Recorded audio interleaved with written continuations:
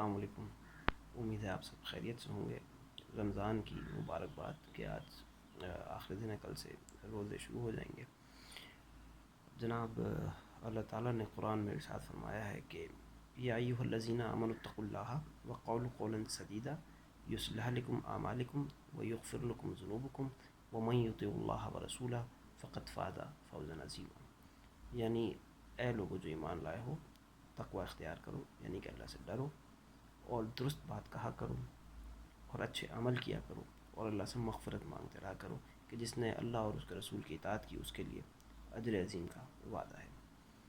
تو جناب اچھے کام کیجیے، نارملی بھی اچھے کام کیجیے، رمضان ضروری نہیں ہے، رمضان کے علاوہ بھی آپ اچھے کام کر سکتے ہیں اور کیجیے، اور سچ بات کیا کیجیے، درست بات کیا کیجیے، یہ بہت ضروری ہے۔ یہ مذہب اسلام کے لیے بھی اور آپ کے لیے بھی اور ہماری پہچان کے لیے بھی بہت ضروری ہے کہ ہم سچ بولا کریں، اور اس سے ہمیں عزت ہی ملتی ہے، اس سے کوئی نقصان نہیں ہوتا۔ اچھا جی، اب آ جاتا ہوں میں اپنے کنٹینٹ کی طرف، جو کہ میری شاعری جو میں آپ کو سناتا ہوں۔ اچھا جی، آج میں یہ سوچ رہا تھا کہ کیا کروں، تو میں نے آج آپ کے لیے 3 قطعات منتخب کیے ہیں کہ جو میں آپ کے ساتھ شیئر کروں گا، اور ان میں سے پہلا ہے افسوس، اور وہ یوں ہے کہ افسوس ہے کہ مجھ کو یہ افسوس رہا ہے، افسوس ہے کہ مجھ کو یہ افسوس رہا ہے، مجھ جیسا کوئی شخص نہیں سوچ رہا ہے، خود کو تو بدلنے کی کوشش نہیں کرتے، حاکم کو ہر ایک شخص یہاں کوس رہا ہے۔ اچھا، اس کے بعد میں آپ کو ایک سناؤں گا، اس کا ٹائٹل تھا دھاندلی۔ اب وہ کیوں تھا، وہ یوں تھا کہ جب الیکشنز ہوئے اور عمران خان صاحب نے دھاندلی کا رول، 2013 کے الیکشنز کی بات کر رہا ہوں کہ دھاندلی ہو گئی، دھاندلی ہو گئی۔ حالانکہ وہ بعد میں ابھی ریسنٹلی جو انٹرویو آیا جہانگیر ترین صاحب کا، تو اس سے پتہ چلا کہ اتنی زیادہ نہیں تھی، وہ جتنی بتائی جا رہی تھی 3-4 سیٹوں کی، تو وہی ایشو تھا، اس کے علاوہ کوئی ایسا ایشو تھا نہیں۔ بہرحال نیکسٹ ٹائم عمران خان صاحب جیت گئے، اور جب دھاندلی کا رونا اپوزیشن میں ہوا اور خان صاحب یہ کہتا رہے کہ دھاندلی نہیں ہوئی، تو میں نے اس پہ یہ کہا کہ دھاندلی نہ ہونا بھی دھاندلی کا ہونا ہے، دھاندلی نہ ہونا بھی دھاندلی کا ہونا ہے، سچ مگر تم پوچھو تو دھاندلی کھلونا ہے، کب سے سن رہے ہیں ہم دن بدلنے والے ہیں، خود کو ہی بدل ڈالو، دن کہاں بدلنا ہے۔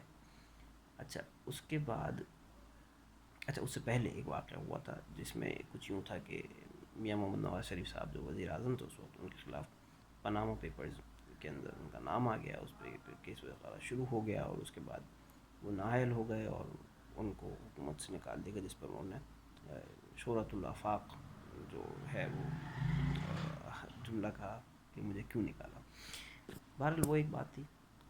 اس کے بعد ایسا ہوا کہ وہ عدالت میں ان کو طلب کیا گیا، وہ عدالت بھی گئے، اور اس کے بعد ان کو سزا بھی ہوئی، پھر وہ بیل پہ باہر بھی آئے اور علاج کے لیے بھی چلے گئے باہر۔ تو جب ان کی فرسٹ ٹائم بیل نہیں ہوئی تھی، اور تو میرا یہ اندازہ تھا کہ ان کی بیل ہو جائے گی، اور اس وقت میں نے ضمانت کے عنوان سے ایک قطعہ لکھا، وہ یہ تھا کہ معاملہ جب بھی عدالت میں ہے چلتا، معاملہ جب بھی عدالت میں ہے چلتا، کوئی ملزم آتا ہے اور کوئی نہیں آتا، جو آتا ہے ضمانت پہ چھوٹ جاتا ہے، اور جو نہیں آتا وہ ہاتھ بھی نہیں آتا۔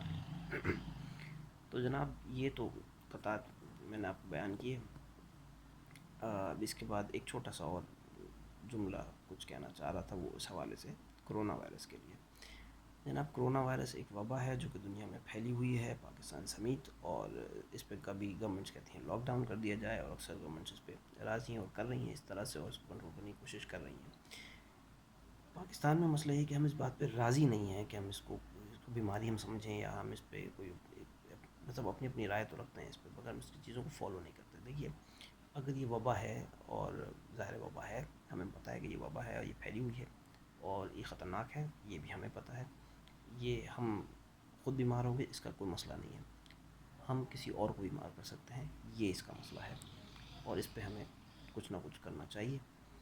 تو احتیاط کرنا بہت ضروری ہے، احتیاط کیجیے، گھر میں رہیے، زیادہ سے زیادہ وقت گھر میں گزاریے۔ آپ کو بازار سے کچھ لانا ہے تو دن میں ایک آدھ دفعہ جا کے، ایک ہی دفعہ میں آپ باہر کا چکر لگائیں، اس میں سارا سامان جو آپ کو لانا ہے آپ لے آئیں۔